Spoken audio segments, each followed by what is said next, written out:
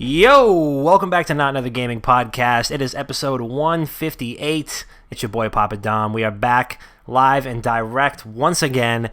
You heard the intro. We have the fantastic Daniel Roebuck, who did an unbelievable interview with us.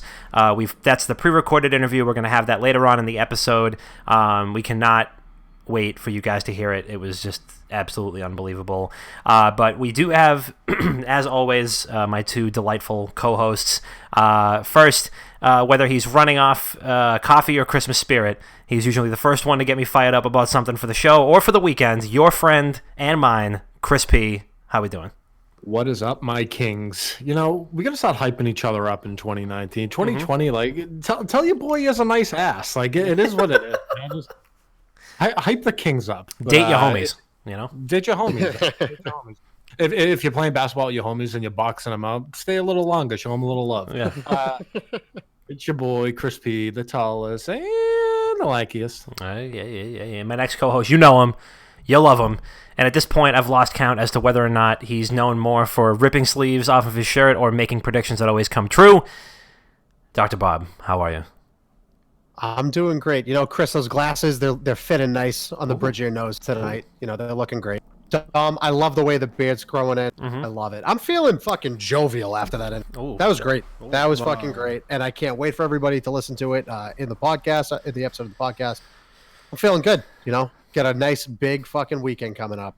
Absolutely. And I am ready, you know. Do you guys mind if we Rob already did his, so I guess it's just me and Dom. Can we just compliment each other really quick? You know, just hype your boys up, 2020. Yeah. Bob, your beard looks absolutely incredible right now. Let me turn my new ring light up. Now you're going overboard. Bob. I gave you an inch, you took my. Oh my god, I am hard. But no, looks phenomenal. 10 out of 10. Would definitely run my fingers through it. Dom, your voice tonight. I don't know if you've been drinking water and honey, but your voice is. I hope I'm using this word correctly. Sultry. Is that a real word? Oh, that's a real word. That is a real word. Big brain. Absolutely. Chris, I think that hoodie looks real soft, and you know, your fashion sense is just A1. And Rob, you're looking pretty trim. I know you've been changing up the diet a little bit. You're looking a little trim. Right? Yeah. Oh wow. Yeah. Oh, thank good. It shows. Looking svelte. Before we get too lovey-dovey with you, let's talk about the weekend. Let's get right into it. We'll do a little weekend recap. Damn, son, where'd you find this? We lit! Chris, how was your weekend? Dude, this was one of the most low-key weekends I've had in so long. The highlight of my weekend. Oh, excuse me.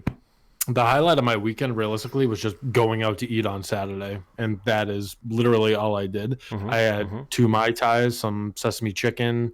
What else did I have? Some sushi, a little edamame, some crab rangoon. You know, just really treated the self.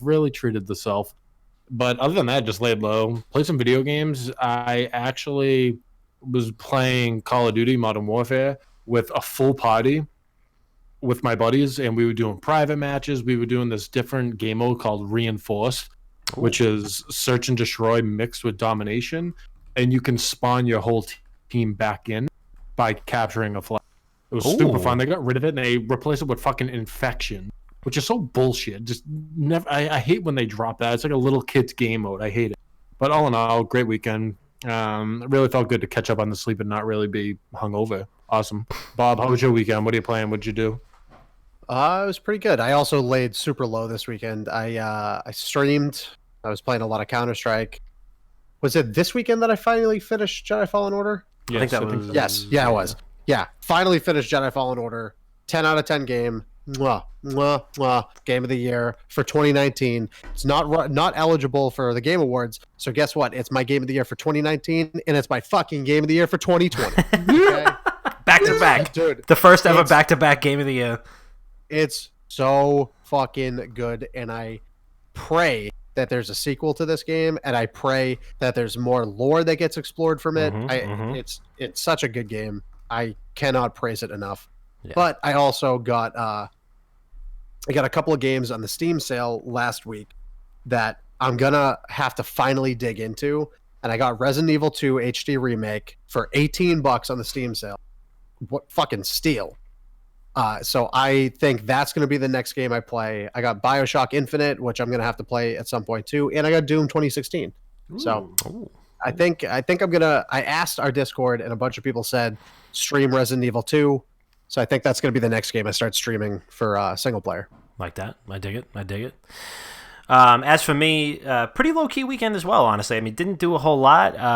Had a nice night in on Friday, watched Love Actually, got all choked up, honestly. Cooked some steaks, had a little bottle of red, watched Love Actually. I gotta always get choked up at the end when Jamie proposes to Aurelia in Portuguese. I just lose it every single time. I'm so lonely. Loneliness Actually is going to be the sequel that we do. It's Chris running through an airport by himself. Chris shows up at the airport, and there's nobody there, just waiting for somebody to hold a whiteboard sign for him. There's no one there. Loneliness Actually. But yeah, no, it was good, pretty good. One of my buddy's 30th birthdays. So one of the worst parts of pretty much any weekend that I've had in any year that I can remember existing is I was basically charged double for a round of shots that I bought. So you know me, generous guy, right? Usually the first one to offer to buy shots and go and buy a round of tequila. I prefer Don Julio. It's an accessible, decent quality tequila. You go and get a couple of those. Usually it's like $10, $12 a shot, right? End of the night rolls around, go to close my tab out, over $200 I pay for my tab. And now this is in a dive bar. It's basically a dive bar. We're in a pub. It's not like I wasn't at a casino, I wasn't at a club, anything like that. Let's just put it this way, these shots should have been somewhere between $9 and $12. The shots were $21.50 a piece.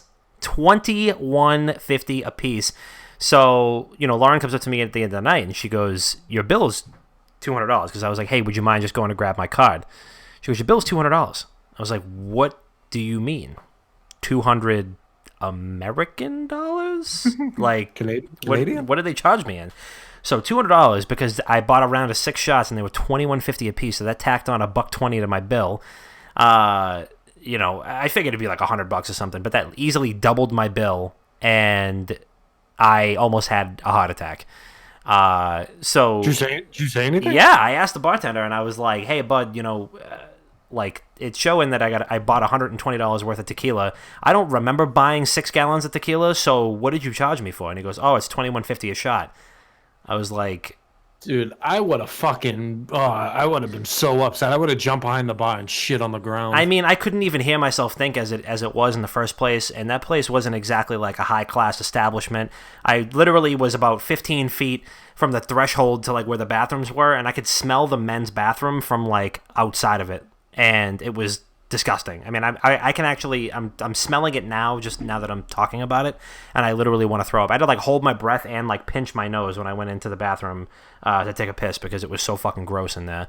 It's one of the oldest bars around, so I mean, granted, it's probably got about 300 years worth of piss on the floor, but I mean, it was just a disgrace. It was just a disgrace, and I plenty of friends who are bartenders and work in the service industry, and granted, even if I'm shocked with how a bill turns out, obviously you always want to tip appropriately, so I made sure I did that. It's not that that guy doesn't set the prices. But I was literally texting people. I'm like, "What does this cost at your bar? What does this cost at your bar?" I can't remember the last time I asked a bartender how much a shot cost. You know what I mean? Because usually it's either Jameson or Don Julio for me, and it'll be $12, something like that at the most.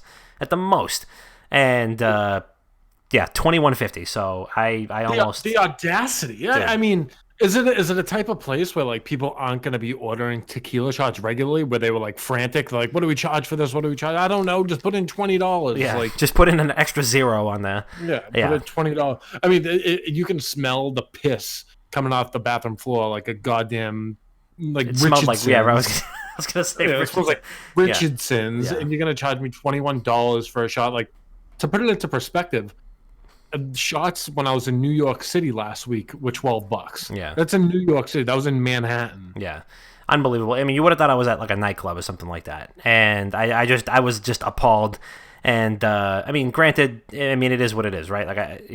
whatever. I already spent the money, but yeah, I mean, if the place smells like a petting zoo, and it's not exactly like a high class establishment, I'm not in like a nightclub or something like that. I just wasn't expecting to pay, over $20, north of $20 a shot for something that I've. You stopped at the bar at the recreation of Plymouth Rock Village. Yeah, I just have no idea, but yeah, I would rather go have a drink at Plymouth Rock instead of this fucking place instead. But I won't be exactly hurrying back there. So you know that old recreation village where they're like churning butter and like showing you how the settlers live. Yeah, with animals. That better be how they made the tequila. They better have They better have like put that through Don Julio himself's fingertips as they poured it into the bottle. I don't know. I mean, I'm at a loss for words. But anyway. Let's talk about something else. I mean, because I'm at this point, I'm just getting myself all stressed out. Chris, I know you had a couple of big stories this week from the esports and the streaming world. Do you want to lead us off? Yeah, so I'll start off with kind of the esports side of things. So in the quarterfinals of the ESL Pro League, most sports ended up beating Evil Geniuses in the quarterfinals, and they ended up closing out that series with a 16-0 win on Nuke. So for the people keeping score at home, that's a flawless win, which is very difficult in competitive Counter-Strike because these kids are fucking good. So shortly after they ended up winning, there was on the Most Sports official Instagram, they showed Woxic, who's a player on the team, getting drug tested with a mouth swab. And then there was Chris J, who's another player on the team, and Rops, who's another player on the team. They posted pictures on their personal accounts of them getting drug tested and orally with like some sort of swab. So it isn't the first time it's happened. It's happened plenty of times in competitive Counter-Strike. I just feel like it's starting to get a lot more common than it used to be. My thoughts on the whole thing is, what could they possibly be testing for other than Adderall? That's the only Adderall. And that's the only thing. So I mean, yeah, I get it, because as someone who used to be prescribed Adderall, it's a miracle drug. You're able to focus. It's good for someone that needs it. So I get how that can help you, but any other drug that they're testing for orally does not make any sense to me. Right. So that's kind of my thoughts on the whole thing. Another thought I have is once something comes back and someone tests positive for these quote unquote PEDs in the esports world, they're gonna have to get creative with how they take it, just like every other sport, right? Like they try to find ways around things that are illegal. Corked bats, steroids, you name it. Right. If they're testing for Adderall only through your mouth, what's stopping these kids from snorting it? There's no residue in your mouth. I'm pretty sure the amphetamine stays in your system for, I think it's 2 days. So that's what they're testing for in their mouth is amphetamine? I mean, they could just drug test. They could do an intravenous drug test. They could do a hair sample. The hair sample would probably be more accurate, but I'm almost positive that the amphetamine in Adderall would stay in your body for up to 48 hours. Yeah, I guess. So do you guys think this is going to be the norm in esports, that there's going to be regular drug testing? So, I mean, to lay the groundwork, Most Sports, because I did a lot of coverage on Most Sports over the past couple of weeks. Yeah. So Most Sports won the CAC for their first major win since 2008. They did a whole roster change. They brought Kerrigan in as their new IGL, and Kerrigan's, he's an underrated IGL, but a lot of people like Duncan Thorin consider him to be the greatest IGL of all time in Counter-Strike, second to Glaive, who's of Astralis, who replaced him on Astralis. Yeah. They won CAC in a pretty dominant fashion over ENCE, and then they came back to ESL Pro League, wiped the floor with the number 2 team in the world with Evil Geniuses, who's the top NA team at the time, competing with Liquid for the top NA spot. They wiped the floor with them. It was an upset central for Mouse Sports over Evil Geniuses. 16-0 Nuke. I've only seen that happen once, and I think it was G2 playing in the semifinals, or it was either the quarterfinals or the semifinals for a major a couple of months back. I've seen that happen once. Huge upset. They're ranked 10. They beat the number 2 in the world. Then they go on to beat the number 1 in the world, and then they go on to win ESL Pro League. So I don't know if this is a new standard. I think because there was such a huge spike in like performance for these players, because these players Chris J played out of his mind. Kerrigan led the team incredibly. Woxic we've watched the ace that he had on Inferno against Evil Geniuses. It was a thing of fucking beauty. Right. And then Rops and Frozen, their younger players, stepped up to the task and performed incredibly well. I think of course they're not on fucking drugs. Like they're incredible athletes at their esport, you know. They're incredible in their scene. I think it's kind of a one-off. I don't think it's going to be a norm. I don't think it's going to be a standard that's being set. I think that it's kind of embarrassing, honestly, for them to have to drug test them and then make a statement about it. But I think it's also like it shows that this team is legit. This team is the real fucking deal. And I was saying it all weekend. I want Mosports to fucking win. Yeah. Even though I'm a big Evil Geniuses fan, I'm a big Liquid fan. I can't stand watching Astralis. They're just too good of a team. I loved watching them go up against Fnatic too. But when Mosports went into the grand final up against Fnatic, I wanted Mosports to win. Yeah, and I think that they fucking performed. Yeah, you were saying that a lot. You were pulling for them all weekend. Yeah, they murdered it, and like what I've read into the whole thing is they've drug tested with like teams that have only won by like 5 rounds. Maybe it is a norm. They're sprinkling it in.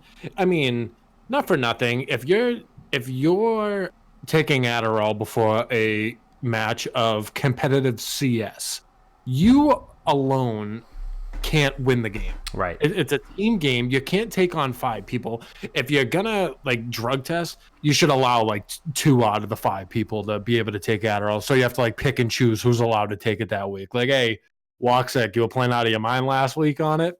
All right, he's one of them. Who wants to take it this week? Yeah. Hey, Chris J, you want to? Yeah. All right, cool. So they get this. Woxic was the one who kept them in contention on Inferno, and then Chris J was the one who saved their asses on Dust 2 against Astralis on map 3. So you know what? Go ahead, let them take the fucking Adderall. It'll be sick. It's like the steroid era in baseball. People were just hitting home runs left and right. Let all these esports professionals take Adderall. It'll be incredible to watch. It's just headshots left and right, round stops. We've talked about this. We've talked about this before on the podcast, how they should just let esports players all take Adderall. We should. It'll be fucking unreal. So yeah, that's I personally think it's going to become the norm, just because you're able to make big money winning these tournaments, and big money in esports compared to big money in the MLB, the NFL. Yes, they're totally different, but to a 18-year-old to 25-year-old kid playing an esport, the money that they bring home, it's a good amount of money. Another piece of news that dropped, so this is one I'll just kind of glaze over.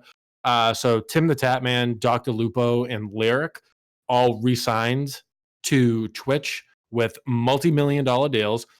Finally, they make a fucking move, and you pay the people to stay on the platform. They all got multi-mil?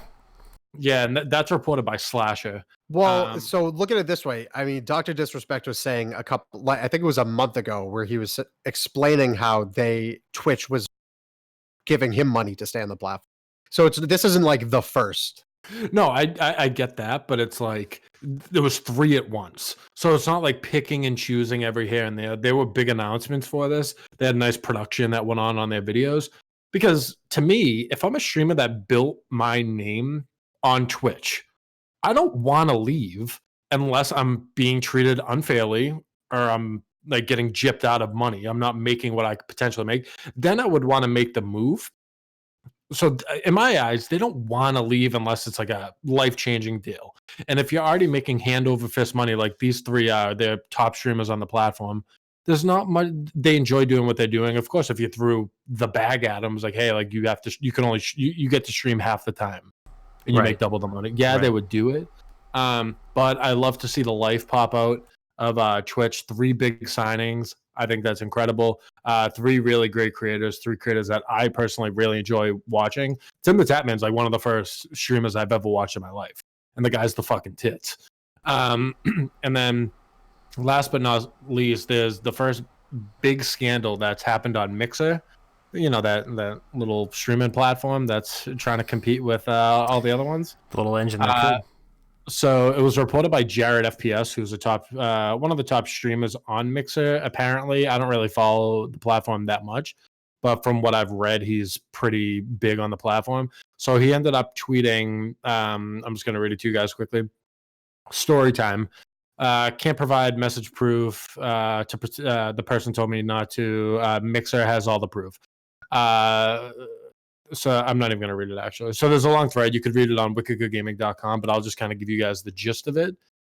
There are partners on Mixer, and when you stream on Mixer, your viewers are able to generate sparks, they're called, which is pretty much like made up currency that you make with every minute you watch of the streamer, and you can accumulate that and give it to the streamer.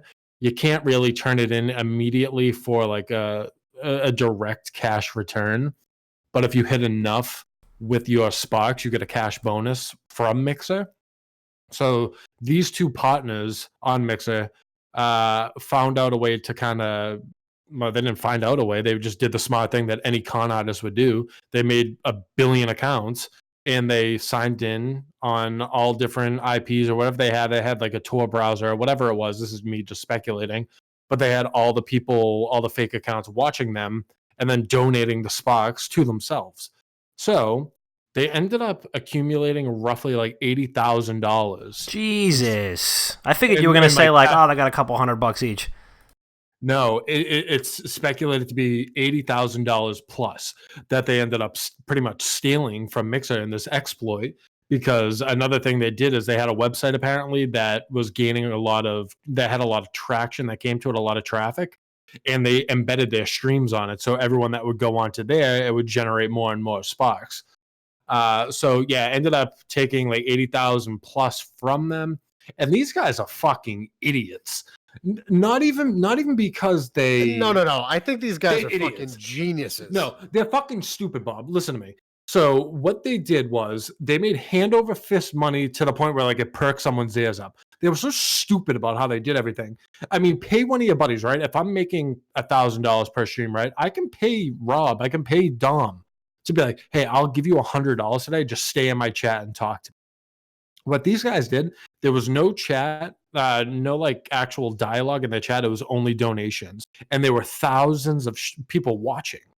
If you're some sort of intelligent, instead of making $1,000 a day, make a couple dollars a day. Instead of 1,000 viewers, have like 15 or 20. Build it slowly and just stay under the radar. If there's one thing I've learned in my life, in this 25 years of existence, is fly under the radar and no one will look at you twice.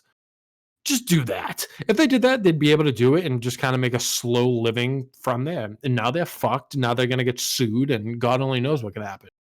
And he gets sued by Microsoft, no less. Not. Hold on. I'm trying to think how they're going to get sued if it's just an exploit.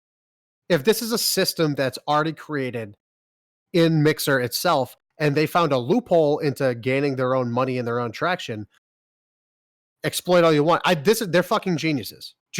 Absolute fucking geniuses. Unless it's specifically stated somewhere in the partner like guidelines where you cannot create accounts, separate individualized accounts, I don't understand how they could get sued. If you don't think that there's some sort of like, if you don't think that there's some sort of way that this is outlined somewhere in like a partner agreement or even in like the Mixer terms and conditions that you can't like pay yourself with other accounts, then I got some fucking oceanfront property in Idaho to tell you to sell you if you don't think that Microsoft would cover their ass like that. Also, Kenny, thank you for re-upping the sub. What's up, Stranger? And Unpeeled Bananas, what's happening? But yeah, no, there is no fucking way that they would have a system like this and not be able to and not have like systems in place to make sure that they can hold people accountable if they decide to abuse it. Lorenzo, thank you for the sub, boy. Yeah, there's just absolutely no fucking way. There is no way. It's Microsoft. Yeah. There's some geniuses. They're not geniuses. If they were geniuses, they would still be doing it. Okay. That's true. There's a hard line in the sand that they crossed because they should have been more intelligent about it. I agree with you, Chris, that look, if you're going to fucking scam them the right way. Again, pay 20 of your friends $100 to just sit and chat and talk to you. Yeah, simple as that. But something. If it's an exploit and if it's not, blatantly covered in guidelines, is it illegal? Is it illegal? No. This is like episode 20 of like Bob at Law, where he's like, "There's no way that they could get sued," and then like, dude, I need to read it. That's the thing. I would need News to read drops tomorrow. 2 Mixer partners get sued. 30 years in jail for convicted felons after stealing $80,000 from Microsoft. Dude, they literally stole 80 grand. They're not like gonna get sued. Couple $100. It was $80,000. They're going to fucking sue the dog shit out of these kids. And you know what? If they don't, I will literally like sign up for an online law course or some shit. Yeah. Let me fucking learn you something real quick, Oh Dom. boy. I Okay. know. If these kids don't get in trouble, I'm going to Mixer. Oh, Alone. so I'm that alone. Oh, the thing I'll is, buy a room and put fucking servers in it and have 50,000 fake accounts on different IP addresses. I'll make $1 million a day. I think, again, me speculating, I agree with you guys. I think they're going to get taken to court. I think they're going to I think Microsoft's going to try to sue them. The thing is, where my mind is, if it's not directly labeled somewhere in the guidelines, I don't think there's actual like precedent for them to have to pay them back. Yeah, that You know makes what I'm sense. saying? But then Mixer could do whatever they want. They could kick them off the platform if they want. Did they but ban there'll them? be 81 grand in the. Yeah, they did. They ban them, Chris? Actually, I'm pretty sure they did. I mean, I I hope don't so. know why they wouldn't. I would fucking hope so too. So They make an additional 80 grand before they go to court to pay for their lawyers. that's brilliant. Yeah, they're already gonna lose that before they even lawyer up. Bob, you're right. Like if it doesn't say you can't do that, then I guess they did nothing wrong. Yeah, It's a fucking loophole. That's exactly what a loophole is. I understand that, but it being Microsoft, there has to be something. Probably. And even if there's like an inkling of them covering their ass by not allowing this is the first big thing that Mixer has actually had to deal with. This is big time issues, and being where we are now with streamer platform wars, and Twitch dropping the ball on every issue that happens or kind of making a big deal out of things that aren't issues. Long story short, they suck at handling things that go wrong. Mixer making a fucking point right now on this first big issue, this sets the precedent for the platform. I don't think this is the first big issue that Mixer is, dealt with. $80,000 worth? No, so this was over the summer, I believe. In the middle of the whole, like, I'm not going to say the streamer's name, but there were several streamers on Twitch that got away with stuff that they shouldn't have gotten away with. But at the time, there was a lot of criticism on Mixer when a lot of people were moving from Twitch to Mixer. There was a lot of feminist activists coming forward and saying, "Hey, the guidelines for clothing and appearances on Mixer is not okay. Like, we don't agree with it." And I guess Mixer has guidelines in place for streamers where it's like, we need you can't wear low cut clothing, you can't wear booty shorts, shit like that. And there was an uproar in, people who support allowing for men and women to wear what they want on stream, with minimal guidelines like Twitch currently has. But Mixer has more guidelines in place for it. That was the first big issue that came across Mixer's table. Like, it was the first thing on their desk in the limelight, in my opinion. And I think that they handled it pretty well. It's like, hey, look, we have this stuff set now. They handled it like, we have these guidelines set now.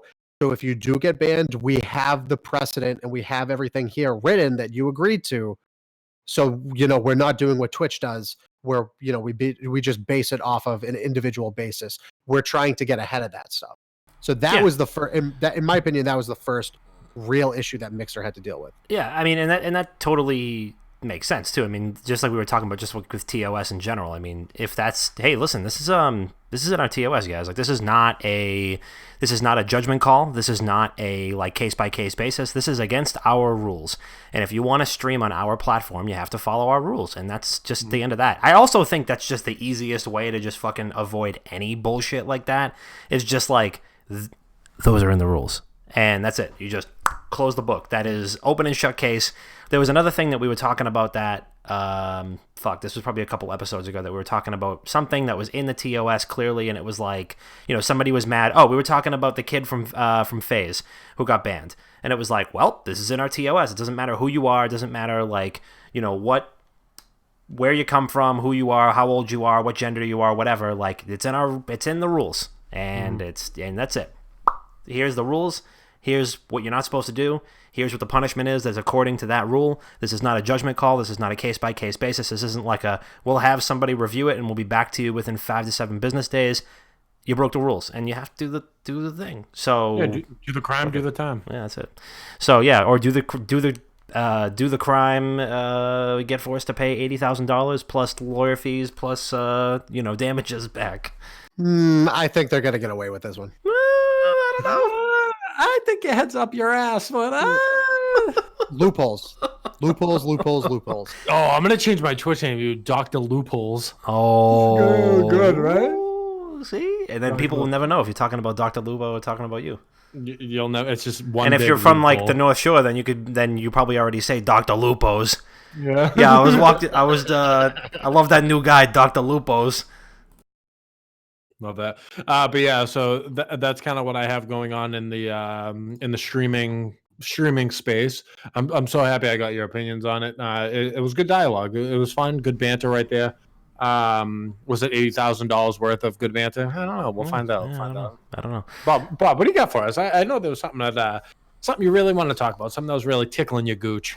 Yeah, it is. It is being gently tickled right now. So I've been on a big horror coverage, on the website. I've been doing I've not only have been covering a lot of esports stuff, specifically around mouse sports, because I'm now a huge fucking fan of them. I've also been doing a bunch of like horror coverage. And now that I finally bought Resident Evil 2 HD Remake, up in contention right now for Game of the Year, I've been following a lot of the Hideo Kojima stuff where he's talking about how his next game, he wants to be the scariest game ever created. Oh my God. There's an article up on wickedgaming.com. You can go read that. But yesterday, the Resident Evil 3 HD Remake trailer got dropped. And oh my God. Dom, you watched it, Chris. I don't know if you watched it, but it was mwah. It makes me so excited to play Resident Evil 2 because as someone who is a fan of the franchise, but 1, 2, and 3 came before my era, like before my generation, and the fact that my sister traded all of my fucking old PlayStation 1 games for loose cigarettes at summer camp, I never got the opportunity to play them. So earlier this year, I got the chance to play the Resident Evil 1 HD Remake on PC, and that game was incredible.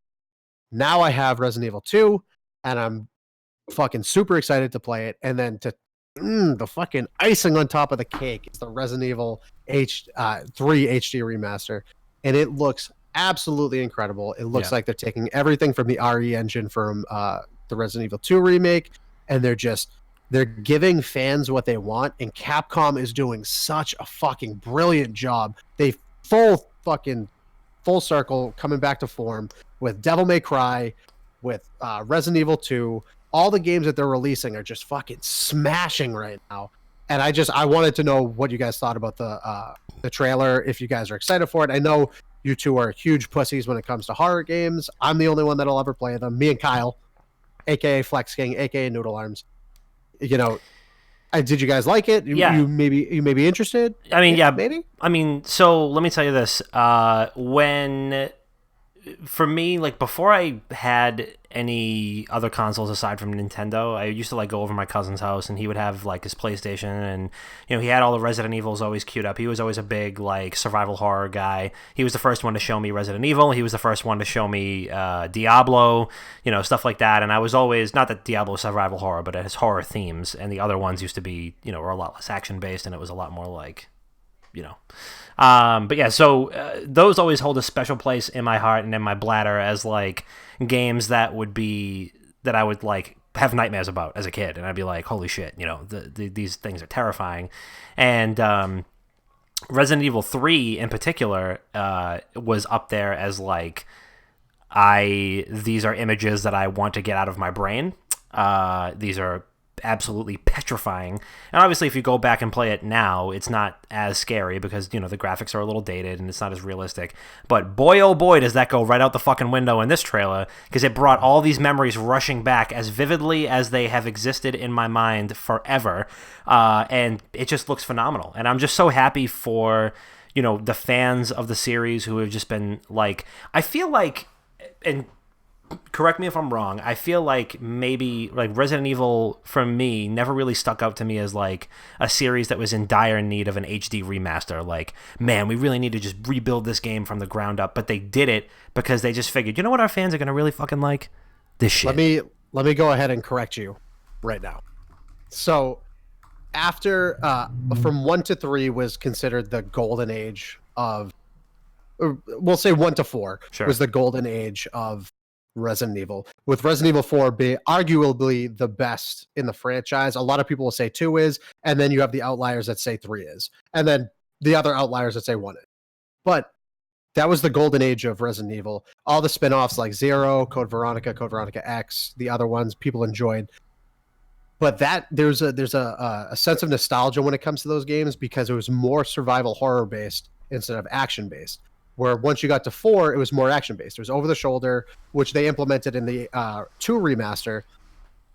But it was more action-based. You got more ammo. It was less inventory inclusive, And then 5 was all action-based. 6 was all action-based. Yeah, 5 and 6 were gears of Resident Evil. Exactly. And then, the other spin-offs that they had were like third-person shooter, tactical cover. You didn't like Resident Evil Outbreak, bro?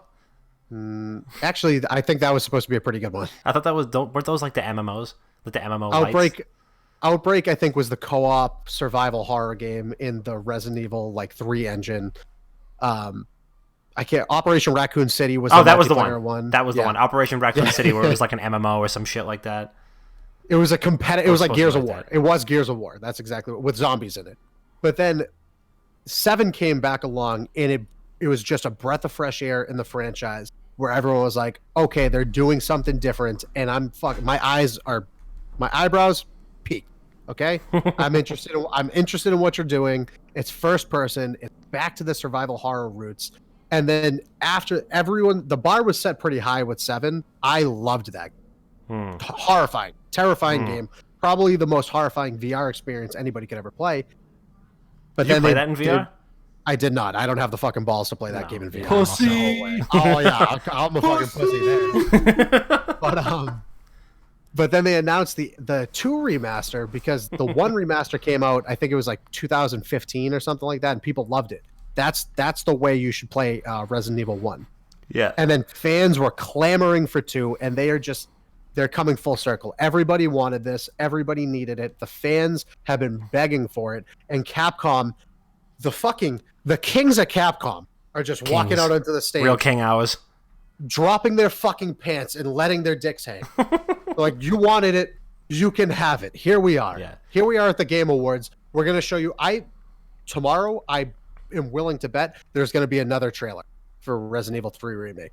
You think so soon? Oh yeah. I think Tinfoil hats. Tinfoil hats. Oh, hold on. I think they're gonna get another one, or there's gonna be like in-game more in-game. Yeah, footage. like we'll give you an exclusive 2-minute look into Resident Evil 3. Nemesis was the one where that was probably the first game cover art that I saw that scared the shit out of me. That I was like, I don't even want to open this and put the disc into the console, because that's how terrifying the cover was. Brylan said hearing Nemesis say stars could really ruin your shorts. So yeah, that was a game that always terrified me, and my cousin was like, "Oh, pop it in, try it out. It's not that scary." And then I would try it and be petrified. So I'm looking forward to it. I really want to try that out. I haven't played the Resident Evil 2 remake yet. I did play Resident Evil 7.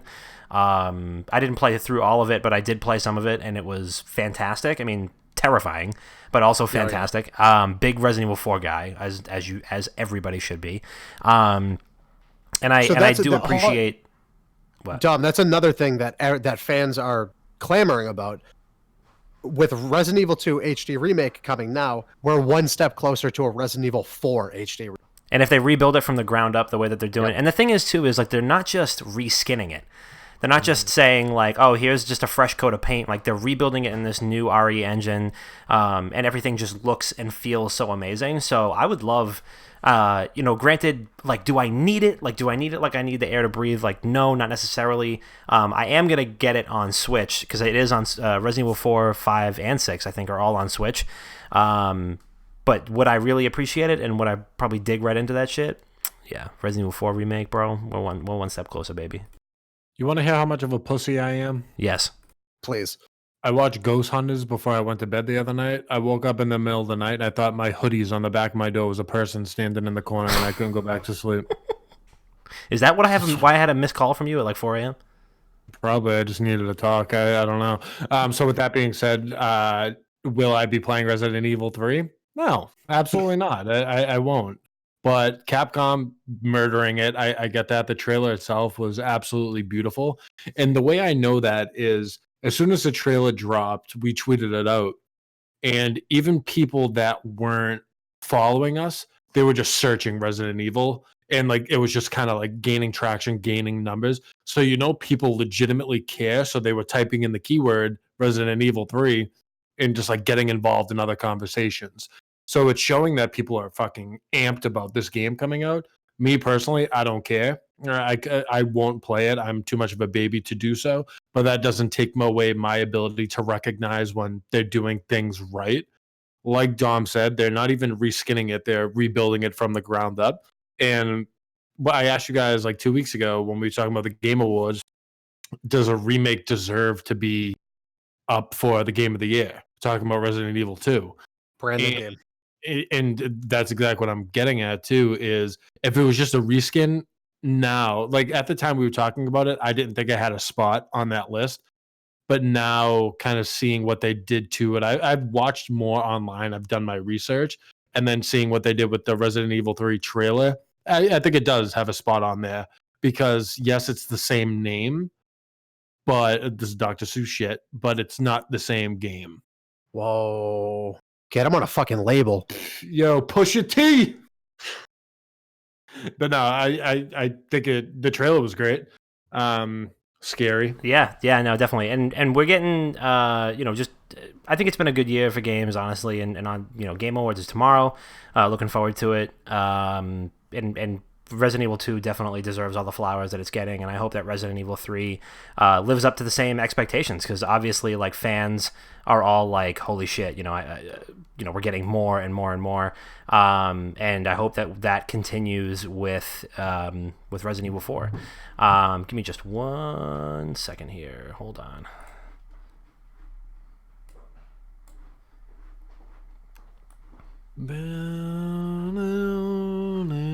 Jay said he can't wait for Resident Evil 3. I can't wait to play 2. Jay was actually one of the people that told me, like, play 2. Just play it. Jay's one of the sick fucks that probably sits in his basement in the complete darkness and plays the game. Maybe. That's psychopath shit. See, this is going to be hard, because when I was playing Resident Evil 7 on my Xbox, I would, like, put music on in the background, and I wouldn't play with a headset because that shit's too scary for me. But if I'm playing on my PC, I have to wear a headset. I'm going to hear all the fucking groans and grunts of the zombies and like the licker like licking the wall and shit.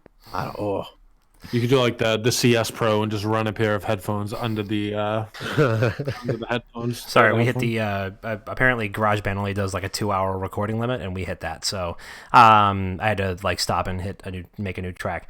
All right. Well, we're good. So we've got the Game Awards tomorrow. We have a big weekend ahead of us. I mean, there's a lot of great games that are still yet to come out, both like Q1 next year. I mean, we have so much stuff to look forward to. Obviously, you guys already know that we had a excellent guest that we had on today from our personal game of the year, which was Star Wars Jedi Fallen Order. That interview is with Daniel Roebuck, who plays the role of Grease Dredis, who is your pilot in the game, and we are going to feature that interview next. And here he is, Mr. Daniel Roebuck from Star Wars Jedi Fallen Order. And that was our interview with Daniel Roebuck. Awesome guy. Just an excellent, just a unbelievable game too. Just really a class act all around. Was so glad that he kind of like took some liberties there to talk about his career at large, and also clue us in on some of the creative process behind bringing Grease to life. So that was really great. So big thank you to Dan. That was excellent. So we're going to wrap this up, including the interview. We've got about a 2-hour show on our hands, so we hope you guys have enjoyed it. But now, as always, we must land the train.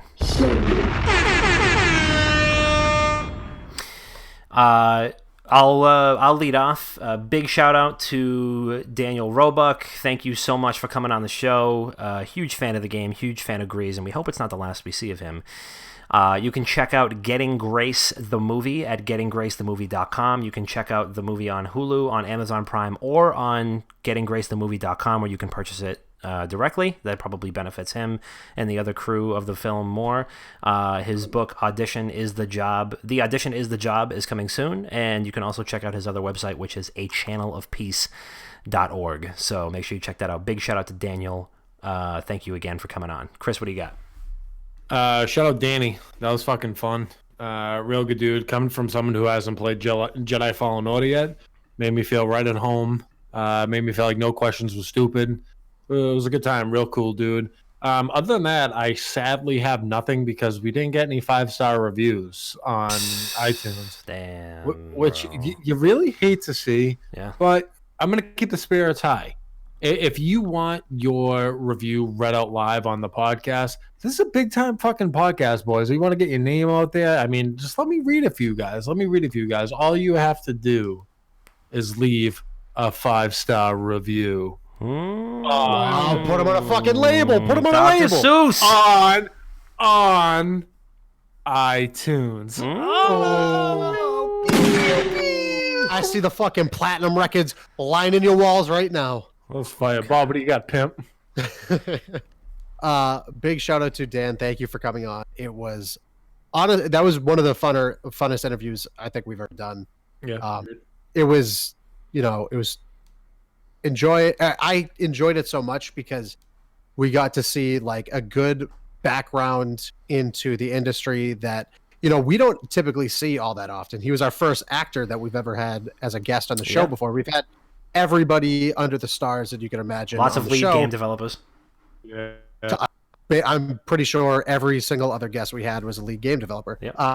But yeah, our first actor, and it's stuff that we don't necessarily know about. And it was fun because we got to explain some of the gaming stuff that he didn't necessarily know about, like the behind the scenes stuff that we know about video games, and the acting stuff that he knows about, what goes on with voice.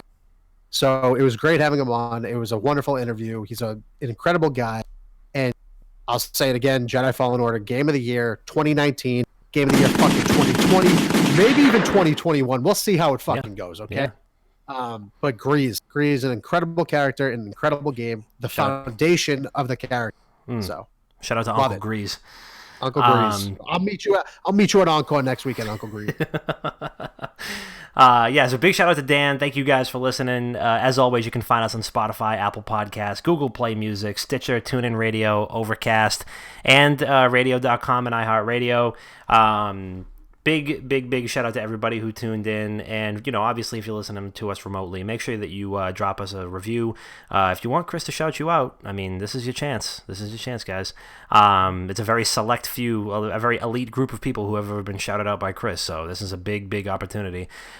This has been episode 158 of Not Another Gaming Podcast. We love you so much, and we'll see you next week.